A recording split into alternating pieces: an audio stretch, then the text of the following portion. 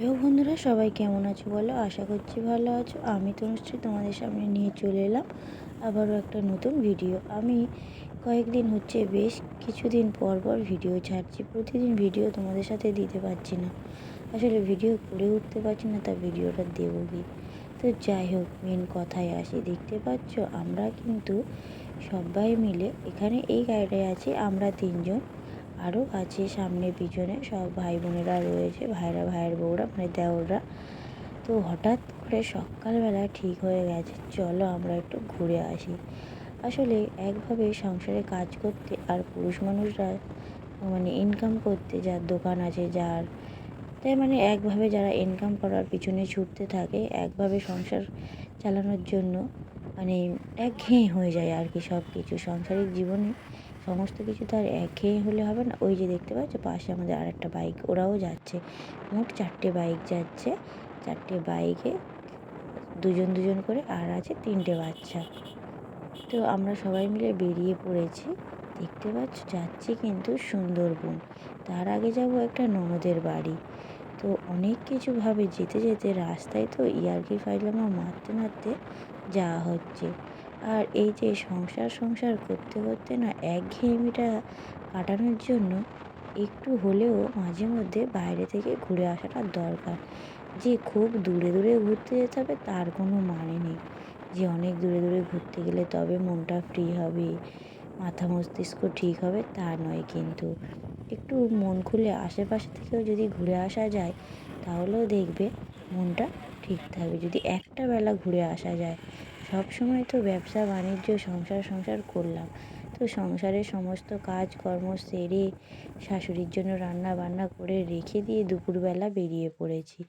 এই যে দেখতে পাচ্ছ আমরা একটা স্ট্যান্ডে এসে এখানে দাঁড়িয়ে দাঁড়িয়ে কিছু একটু ছবি তুললাম, তারপর এখানে দাঁড়িয়ে একটু ভিডিও বানিয়ে নিলাম। এখান থেকে এবার বেরিয়ে যাবো একটা ননদের বাড়ি। এই যে দেখো, একটা মাজার বোতল, না একটা মাজার বোতল না, দুটো মাজার বোতল নেওয়া হয়েছে। একটা আমাদের কাছে দিয়েছে আর একটা আছে আর একটা দেওরদের কাছে, আর নেওয়া হয়েছে 10 প্যাকেট চিপস।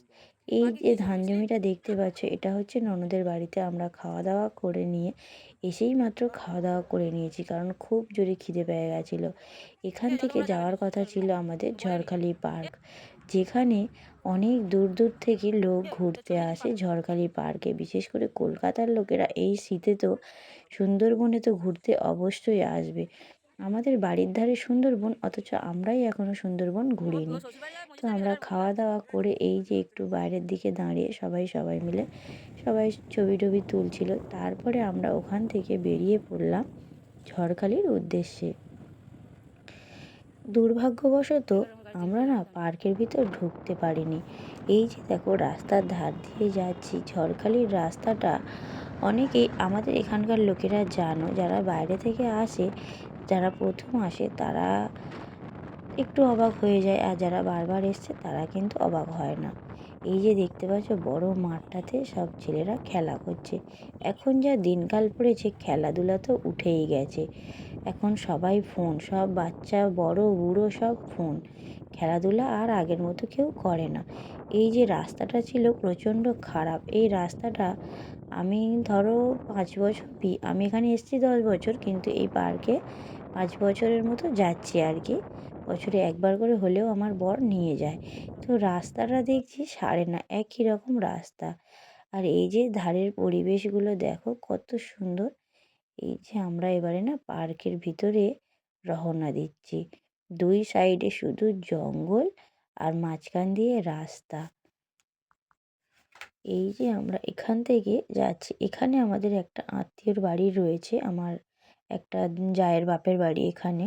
তো ওই যে সামনে একটা বাইক যাচ্ছে, ও আমাদের একটা, আর এই যে এখানে একটা নতুন পার্ক রেডি হচ্ছে, মানে ঝড়খালি পুরনো পার্কে ঢোকার আগে নতুন একটা পার্ক রেডি হচ্ছে। আর এদিকে ছিল থানা। তো এই যে আমাদের ঝড়খালি পার্কের গেটটা ভালো করে আমি তুলতে পারিনি, ক্যামেরার মধ্যে নিতে পারিনি। তো আমরা সবাই তো এসে গেছি, মানে আমাদের দুটো গাড়ি এসছে আর দুটো গাড়ি আসছে পিছনে। তো আমাদের দুটো গাড়ি এসে এখানে গাড়িটা রাখছে আর কি। আর এই যে দেখো এইখানে এই দোকানগুলো থেকে কিন্তু অনেকেই মধু কিনে নিয়ে যায়। এই জায়গাটা কিন্তু মধু হচ্ছে বিখ্যাত। আসল মানে সুন্দরবনের মধু এখানে বিক্রি হয়। তো আমরা এই রাস্তাটা ধরে চলে যাচ্ছি পার্কের দিকে। এখান থেকে হেঁটে হেঁটে যেতে হবে, এরপর আর বাইক নিয়ে যাওয়া যাবে না। তো যাই হোক, অল্প একটু হাঁটার রাস্তা। এই দুই ধারের মনোরম পরিবেশ দেখতে দেখতে এই যে ডান দিকে রয়েছে নদী, ওই যে নদী দেখা যাচ্ছে, আর এই যে দুই সাইডে জঙ্গল। এটা দেখতে দেখতে সবাই মিলে আরও দুটো গাড়ি চলে এসছে, ওরা ওদিকে আসছে। আমি একটু এগিয়ে যাচ্ছিলাম, দেখি যে টিকিটটা পাই কি না, যে ভিতরে ঢুকতে পারি কি না। অলরেডি আমাদের লেট হয়ে গেছে। এখানে এসে জানতে পারলাম কি 4টে পর্যন্ত লাস্ট, মানে টিকিট কাউন্টার 4টে পর্যন্ত লাস্ট।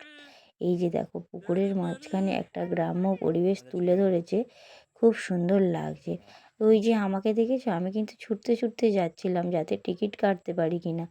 আমার তো জানা ছিল না যে 4টে পর্যন্ত লাস্ট। এসেছিলাম সেই আমাদের মানে এই যে বছরের প্রথম জানুয়ারি মাস চলে গেছে 24 সালে, সেই জানুয়ারি মাসে এসেছিলাম, আর এই এলাম ডিসেম্বরের 1 তারিখে। তো এই যে এসেছে, এই যে আমার বর আর ছেলে পিছনে হাঁটতে হাঁটতে যাচ্ছে, আর এই যে দেখো একটা গ্রামের পরিবেশ, কি সুন্দর এই পুকুরটার মাঝখানে, ঝিলটার মাঝখানে তুলে ধরেছে। এত সুন্দর দেখতে লাগছে জায়গাটা, খুব সুন্দর লাগে। সামনাসামনিতে তো খুব সুন্দর লাগে। ফোনের মধ্যে তোমরা ক্যামেরাতে অত বুঝতে পারছো কি জানি না। আমার না একটু রাগ হয়ে গেছে, তো আমি একটু আমার বরের সাথে বকর বকর করছিলাম যে আমাদেরকে ঢুকতে দিল না, আমরা হচ্ছে রিজেক্ট হয়ে গেছি। কারণ এখানে 4টে পর্যন্ত লাস্ট, তারপরে আর ঢুকতে দেবে না। অলরেডি আমরা এসেছি তখন 4:30-র সময়। তা আমাদের তো আমরা বাতিল খাতায় পড়ে গেছি। আর আমাদের দুটো বাচ্চা, আমার ছেলে তবু বড়, একটু বুঝদার, আর দুটো ছিল ছোট বাচ্চা, তা ওরা একটু কান্নাকাটি করছিল পার্কে ঢুকবে বলে। তো যাই হোক, পার্কে ঢুকতে পারিনি। ওখান থেকে চলে এসে আমরা যাচ্ছিলাম একটু নদীর ধারে। ওই যে আমাদের সামনে আর একজন, মানে জোড়াই আর কি, ওদের নতুন বিয়ে হয়েছে, ওরা দুজন হাত ধরে একটু এগিয়ে যাচ্ছে। তার আগে আরও একজনরা এগিয়ে গেছে, আমরা রয়েছি মাঝখানে, আমাদের পিছনে আরও দুটো দল রয়েছে। তো এই যে সব দোকানপাটগুলো দেখতে দেখতে যাচ্ছি। কিছু দোকান বন্ধ ছিল, আবার কিছু খোলা ছিল। আর এই যে আমরা নদীর ধারে যাচ্ছিলাম, আকাশের পরিবেশটা এত মিষ্টি লাগছিল। দেখো আকাশটা কত সুন্দর লাগছে, মেঘ মাঝখানে, আর একটু নীল নীল ভাব, আর হচ্ছে রোদের একটা আলো পড়েছে, এত সুন্দর লাগছিল। তার উপর আবার নদীর উপরে যা লাগছিল না, দেখো শুধু পরিবেশটা কত সুন্দর লাগছে আকাশটা।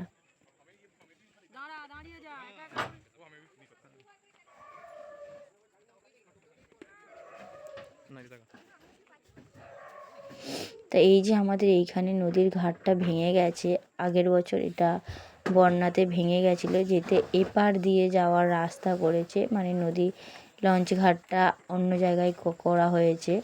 এই যে আমি দেখো দুটো হেলমেট নিয়ে হেলিয়ে দুলিয়ে আসছি, বাঁশের সাঁকোর উপর দিয়ে যেতে হবে সবাই, সব লোকই যাচ্ছে এটা দিয়ে। আর আমার ছেলে একটু নেড়ে নেড়ে দেখছিল, বলছে বাঁশগুলো তো নড়ছে।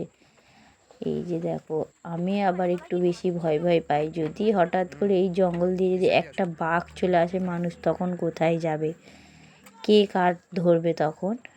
এই যে দেখো, আমরা একদিক থেকে যাওয়া মানে চলে এলাম। এই যে ওইটা ছিল লঞ্চ ঘাট, আমরা লঞ্চ ঘাটে উঠিনি কেউ, সবাই মিলে চলে এলাম একটু উল্টো দিকে। উল্টো দিকটা ফাঁকা মতো ছিল, ওই যে একটা লঞ্চ ঘাট রয়েছে, এখানে দুটো ঘাট। তা আমরা এই দিকের ঘাটটায় চলে এলাম, ওই ঘাটটাতে আর যাইনি আমরা। ওখানে গিয়েও কিছু ছবি তুললে হতো, তবে লোক সব বোটে ওঠি করছিল, তাই আমরা আর ওই দিকটায় যাইনি। আমরা সবাই এই দিকটা বসে ছবি তুলছিলাম। এই যে এই দিকটা দেখেছো, আমার হাতে সমস্ত কিছু ধরিয়ে দিয়েছে, আমি যেন বোঝা বইতে গেছি। আর আমার বর তো কোথাও বেরোলে হেলমেট ছাড়া বেরোবে না, সেফটি হেলমেট লাগবেই লাগবে। ঘর থেকে বাজারে গেলেও বেশিরভাগ সময় বলবে হেলমেট নিয়ে চলো। আর এই যে দেখো, এই লঞ্চে করে কিছু লোক পিকনিক করতে গেছিলো, সবাই ওই ফিরছে, লঞ্চটা ঘাটে ঢুকছে।